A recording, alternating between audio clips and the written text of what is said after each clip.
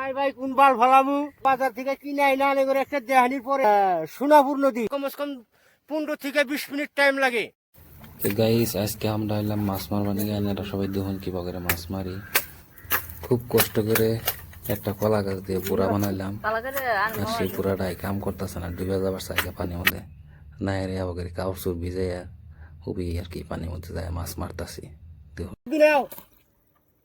রোগী মারা নিয়ে যাবো, আমি 75 যাবো যাওগা ঘড়ি আছে না টেনশন নাই একটা একটাইছে। আমরা তো কোনদিন নাও সাউ চলাই নেই, বুড়া তো বানাইছি খুঁটটা দিয়ে এক মিহি যায় আর এক মিহি, বুঝছেন?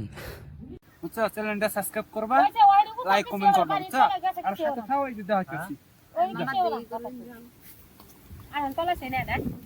জি এই বুড়া দিয়া মাছ মারবার জন্য আছি, কাম কাজ নাই ভাই কোন বাল ভালামু। হ্যাঁ নদীর পারে বাল ভালাইতাছি, বড় বড় মাছ মারতাছি, রৌ মাছ। আনেগারে সাথে থাকুন, আমার এই ছোট ভাই চারটা মারছে।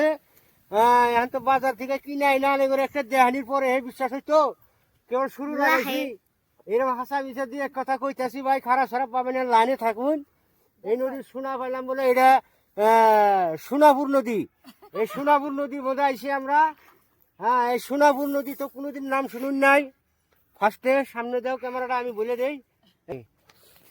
সোনাপুর নদী নাম শুনুন নাই।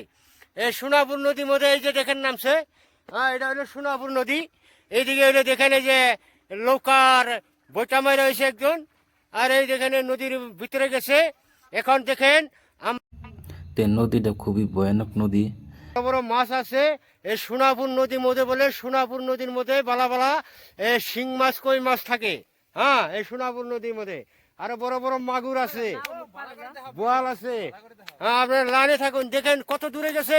এই দেখেন এই যে পাইছে ভাই, পাইছে দেখেন নদীর ওই পার, দেখেন আপনার সাথে দেখেন ওই পার পাইছে। হ্যাঁ পাইছে, দেখেন কিরকম। কমসে কম ভাই এই সোনাপুর নদী পার হইতে কমসে কম 15 থেকে 20 মিনিট টাইম লাগে এইটা পার হচ্ছে।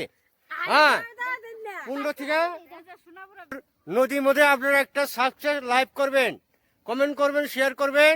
আপনাদের কপাল লাকি হইতে পারে এই সোনাপুর নদী ভাই। শুনতে সোনাপুর, কামড় সোনার মতন, হ্যাঁ সোনার মতন, এইটা আর কোনো কথা নাই।